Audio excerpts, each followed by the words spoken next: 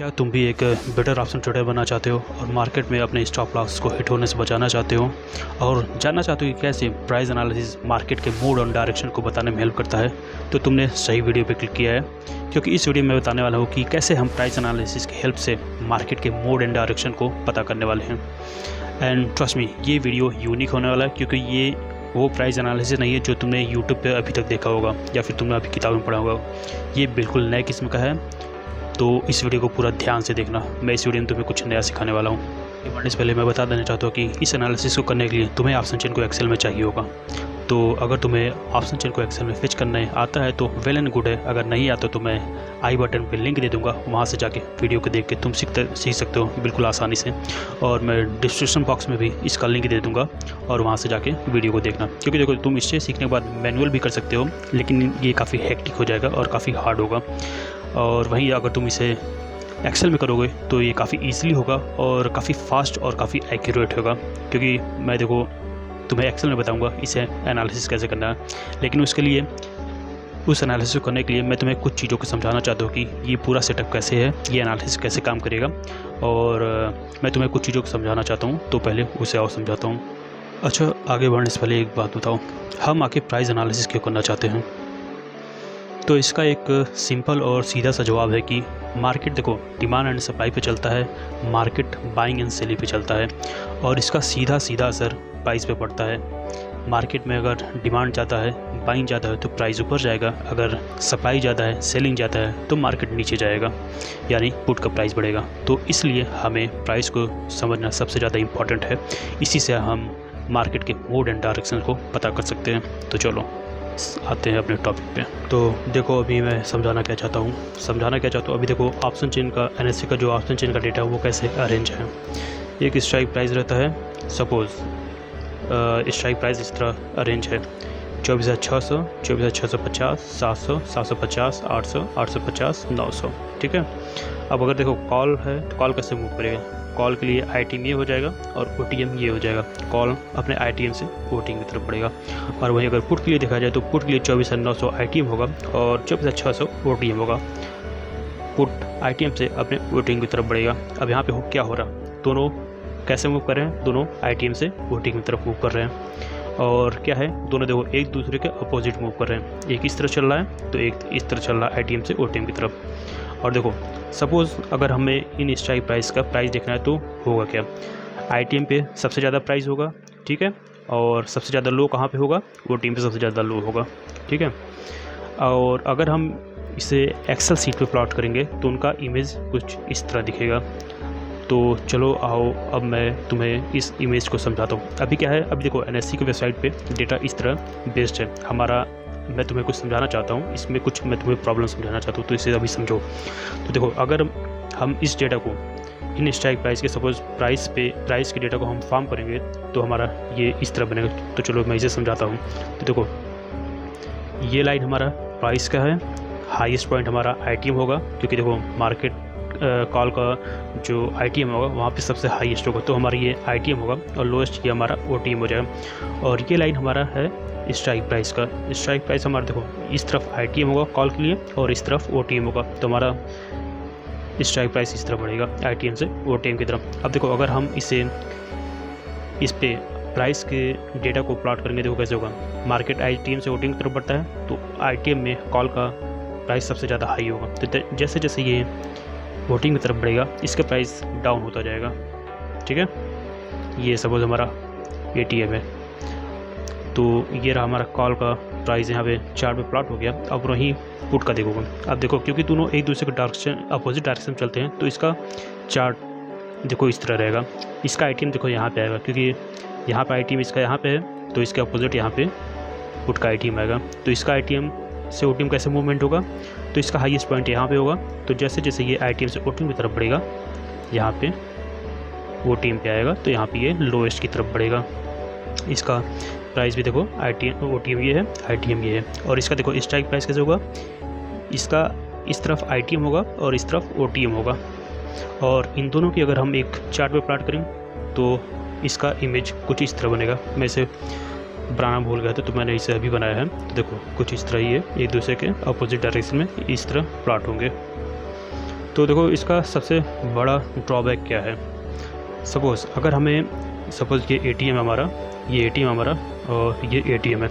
अगर हमें strike price पे मान लो एक ओटीएम प्राइस देखना है कि क्या प्राइस चल रहा है, तो हम एटीएम से एक ओटीएम इधर देखेंगे, एक ओटीएम इधर देखेंगे, एक दूसरे का अपोजिट। कॉल के लिए ओटीएम हमारा ये होगा, पुट के लिए ओटीएम हमारा ये होगा।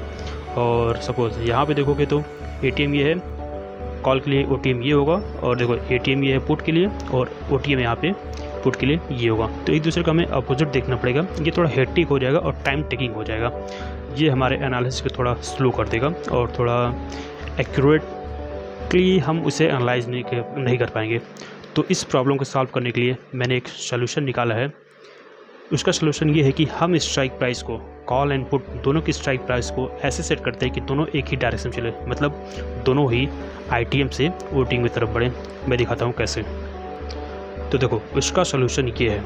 अब देखो एटीएम हमारा ये होगा, दोनों का ही आईटीएम हमारा देखो यहाँ पे है, दोनों का ही आईटीएम ये है, और दोनों देखो एक ही डायरेक्शन में मूव कर रहे हैं, यहाँ से यहाँ पे, यहाँ से यहाँ पे। ये कॉल का है, ये पुट का है। दोनों का दोनों आईटीएम ऊपर है और ओटीएम नीचे है। दोनों एक ही डायरेक्शन जब मूव करेंगे, इनका चार्ट कुछ इस तरह बनेगा। और इसका मैं तुम्हें इंपॉर्टेंस बताऊंगा, और इसके हेल्प से मैं तुम्हें समझाने वाला कैसे हम मार्केट के मोड एंड डायरेक्शन को पता करने वाला, और तुम इसे देख कर शॉक हो जाएगा। तो चलो वीडियो में आगे चलता हूँ और तुम्हें एक्सप्लेन करता हूँ इस चार्ट का क्या मतलब है और इसका इंपॉर्टेंस क्या है, और एक्सेल पे ये तुम्हें कैसे एक बेटर ट्रेडर बनाने वाला है। अब देखो डेटा को इस तरह या फिर इस तरह अरेंज करने का सबसे बड़ा बेनिफिट क्या है। तो इसका सबसे बड़ा बेनिफिट ये है कि जब भी हम किसी भी स्ट्राइक प्राइस का डेटा देखेंगे, या फिर किसी भी स्ट्राइक प्राइस का, मान लो अगर तुम प्राइस देखना चाहते हो तो प्राइस देख सकते हो, ओपन इंटरेस्ट देखना चाहते हो ओपन इंटरेस्ट देख सकते हो, ट्रेडिंग वॉल्यूम देखना चाहते हो तो वो देख लो। सपोज XYZ तुम कोई भी डेटा देखना चाहते हो, तो यहाँ पे जब भी हम डेटा देखेंगे, तो सपोज़ हम एक ओटीएम देखना चाहते हैं, तो जब भी हम एक ओटीएम पे देखेंगे तो अदर साइड हमें उसका ओटीएम शो होगा। अब देखो क्योंकि दोनों का एटीएम ये लेवल होगा, दोनों का एटीएम ये लेवल होगा, तो जब भी हम एक एटीएम आगे देखना चाहेंगे तो एक एटीएम के कंपैरिजन में हमें दूसरे का एक ओटीएम के कंपैरिजन में हमें दूसरे का ओटीएम यहाँ पे देखने को मिलेगा। एक ओटीएम के कंपैरिजन में हमें दूसरे का ओटीएम यहाँ पे देखने को मिलेगा। और सेम उसी तरह अगर हम आईटीएम में देखना चाहेंगे तो एक आईटीएम के कंपैरिजन में हमें दूसरे का आईटीएम यहाँ पे मिलेगा। मतलब दोनों का डेटा अब एक लेवल पे सेट हो गया है। और सेम इस चार्ट पे भी देखोगे एटीएम हमारे दोनों का एक लेवल पे है, और अगर हम एक एटीएम के आगे अगर देखना चाहे, यानी कि ओटीएम में जाना चाहें, तो यहाँ पर हम देख सकते हैं दोनों का डेटा, दोनों का एक ओटीएम यहाँ पे आएगा, और यहाँ पे हम इंस्टेंटली देख के बता सकते हैं किसका प्राइस या किसका ओआई, किसका ट्रेडिंग वॉल्यूम कम है ज़्यादा है। जो लाइन ऊपर है वहाँ पे वो ज़्यादा होगा, जो लाइन नीचे है वो वहाँ पे वो कम होगा। सेम हम आईटीएम में भी वही कर सकते हैं। अगर हमें एक आईटीएम पीछे देखना है तो हम बस एक पीछे देखेंगे, और यहाँ पे दोनों का एक आईटीएम पीछे मिल जाएगा, एक दूसरे के ऊपर और नीचे। देखो इन दोनों का डेटा अब क्योंकि एक ही डायरेक्शन चल रहा है आईटीएम से ओटीएम की तरफ, तो देखो डेटा हमारा अब आईटीएम से ओटीएम की तरफ जा रहा है। एटीएम हमारा फिक्स रहेगा, और एटीएम से हमारा लेफ्ट में आईटीएम रहेगा, और एटीएम से हमारा राइट में ओटीएम रहेगा। और क्योंकि डेटा हमारा इस तरह फिक्स है, और हर एक ओटीएम के बदले दूसरे का ओटीएम है, हर एक आईटीएम के बदले दूसरे का आईटीएम है, तो हम यहाँ पे इंस्टेंटली देख के बता सकते हैं कि कहाँ पे डेटा कम या ज़्यादा है। और चलो मैं इस चार्ट को एक्सप्लेन करता हूँ कि ये हमें मार्केट के मूड को कैसे हेल्प करेगा बताने के लिए। मार्केट बुलिश है या बेरिश है, मार्केट में कहाँ कम डिमांड है, कहाँ ज़्यादा डिमांड है, कहाँ सप्लाई है, कहाँ डिमांड है, कहाँ पे बाइंग चल रहा है, कहाँ पे सेलिंग चल रहा है। तो चलो इसे एक्सप्लेन करता हूँ। तो चलो आई होप अभी तक जो मैंने समझाया वो तुम्हें समझ में आया होगा। अगर नहीं समझ में आया तो कमेंट बॉक्स में कमेंट करो कि तुम्हारी क्या प्रॉब्लम है, मैं उसे एक्सप्लेन या फिर मैं उसे बताने की कोशिश करूँगा। और हाँ, अगर अभी तक तुम्हें ये वीडियो पसंद आया हो और तुम्हें ये वीडियो थोड़ा बहुत हेल्पफुल लगा हो तो प्लीज़ वीडियो को लाइक एंड शेयर जरूर करना, और चैनल को सब्सक्राइब करना, और इसे अपने सभी ट्रेडर दोस्तों के साथ शेयर कर दूँ। और हाँ, डोंट वरी, मैं इसे एक्सेल में बताने वाला हूँ कि हम इसे एक्सेल में कैसे रेडी करने वाले हैं। और चिंता करने की कोई बात नहीं है, स्टेप्स काफ़ी सिंपल है, बस मेरे बताए हुए स्टेप्स को फॉलो करना, इसमें कोई प्रॉब्लम नहीं आने वाली, ठीक है। तो लेकिन मैं उसे किसी अलग वीडियो में एक्सप्लेन करूँगा। अभी मेरा इस वीडियो का टॉपिक बस ये है कि मैं समझाना चाहता हूँ कि हम अपने डेटा को किस तरह सेट करने वाले हैं, जिससे कि हमें हेल्प हो सके कि हम डेटा को कितने आसानी से समझ सकते हैं।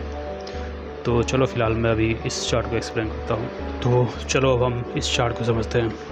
अगर मैं तुम्हें इस चार्ट में सिर्फ एक चीज़ देखने के लिए कहूँ तो जानते हो क्या होगा, और वो ट्रस्ट मी, इस एनालिसिस का ब्रह्मास्त्र है। वो है इन दोनों लाइन के बीच में ये डिफरेंस देख रहे हो, वो ये डिफरेंस है, और ये डिफरेंस ही तुम्हें बताएगा मार्केट में क्या मोड चल रहा है, मार्केट की वॉलेटिलिटी क्या है, मार्केट में कहाँ बाइंग है, कहाँ पे सेलिंग है। क्योंकि देखो प्राइस जो है वो डिमांड एंड सप्लाई से इफेक्ट होता है, प्राइस जो वो बाइंग एंड सेलिंग से इफेक्ट होता है। जब कॉल का डिमांड ज़्यादा होगा, यानी जब कॉल का बाइंग ज़्यादा होगा तो कॉल का लाइन ऊपर होगा, पुट का लाइन नीचे होगा, और इन दोनों के बीच में डिफरेंस क्रिएट होगा जो कि मार्केट के बाइंग मोड को दिखाता है, कॉल साइड बाइंग को दिखाता है। और वहीं अगर पुट साइड डिमांड होगा, पुट का बाइंग ज़्यादा होगा और कॉल साइड सेलिंग होगा, तो इन दोनों के बीच में इस तरह डिफरेंस बनेगा और मार्केट में पुट साइड डिमांड को शो करेगा। तो देखा, इस तरह डेटा को अरेंज करने का सबसे बड़ा फ़ायदा ये है। और वहीं अगर हम इन दोनों चार्ट को देखते तो हमें वो डिफरेंस आइडेंटिफाई करने में काफ़ी मुश्किल होने वाली थी। न देखो तुम वो डिफरेंस यहाँ पे देख पाते, न तुम इन दोनों में देख पाते। तो सबसे बड़ा बेनिफिट हमारा वही है, वो डिफरेंस। इस चार्ट पे देखने के लिए और भी बहुत कुछ है। जब तुम इसे लाइव चार्ट पे देखोगे, जब तुम इसे लाइव मार्केट में देखोगे, तो तुम देखोगे कैसे ये डिमांड सप्लाई को शो करता है। अब सपोज देखो ये ATM है और ये दोनों पॉइंट भी हमारा ATM है। यहाँ OTM में भी देखोगे तो ये डिफरेंस शो हो रहा है। तो ये क्या शो करता है, ये दिखाता है कि मार्केट के OTM में मार्केट का आउट ऑफ द मनी होने का ज़्यादा चांस है, प्रोबेबिलिटी है। हालांकि इस एनालिसिस को एब्सोल्यूट मत मानना, क्योंकि कोई भी एनालिसिस अब एब्सोल्यूट नहीं है, मार्केट कभी भी चेंज हो सकता है और ये ऑप्शन ट्रेडिंग है, ठीक है। तो एक तरह से ये प्रोबेबिलिटी और तुम्हारे एक्यूरेसी को, बस तुम्हारे एक्यूरेसी को, तुम्हारे एनालिसिस को एक स्टेप आगे लेके जाएगा, और पॉसिबिलिटी जो है तुम्हारे राइट होने का वो बढ़ाएगा ये। और यहाँ पे तुमने एक चीज़ ये नोटिस किया होगा कि ये लाइन देखो, यहाँ पे क्रॉस ओवर करके एक दूसरे का अपोजिट ऊपर नीचे हो रहे हैं। तो इसका भी एक मतलब है। इसका मतलब ये है कि यहाँ से इस OTM से मार्केट का डिमांड चेंज होने की ज़्यादा प्रोबेबिलिटी है, यानी कि मार्केट डिमांड इस लेवल तक है। और देखो अपना तो मेन पॉइंट ये डिफरेंस है। ये डिफरेंस जितना बड़ा होगा मार्केट के वॉलेटाइल होने का उतना ज़्यादा चांस है। ये डिफरेंस जितना बड़ा होगा मार्केट में डिमांड उतना ज़्यादा होने का चांस है।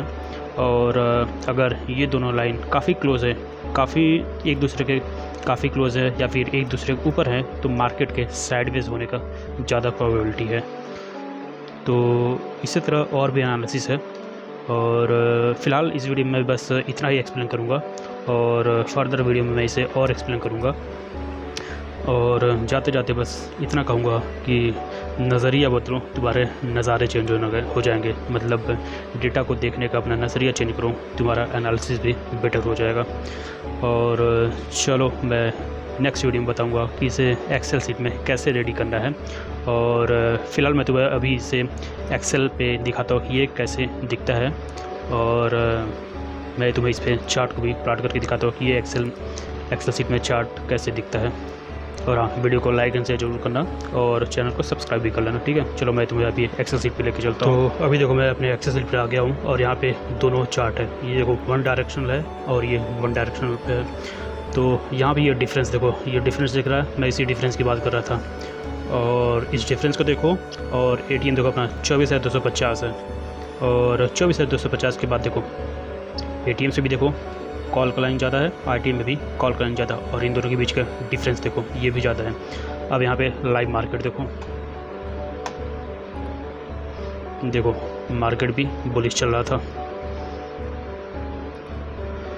तो बताओ कैसा लगा ये वीडियो, और अगर तुम्हें भी ये रेडीमेड एक्सेल शीट चाहिए, ये फाइल चाहिए, तो डिस्क्रिप्शन बॉक्स में मेरा व्हाट्सअप नंबर है, तुम मुझे वहाँ पे कांटेक्ट कर सकते हो।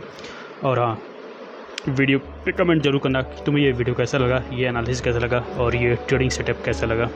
और कमेंट करके बताओ क्या तुम्हारा इस वीडियो से रिलेटेड कोई क्वेरी है, मैं उस पर कमेंट करने की कोशिश करूँगा। Thank you so much for watching.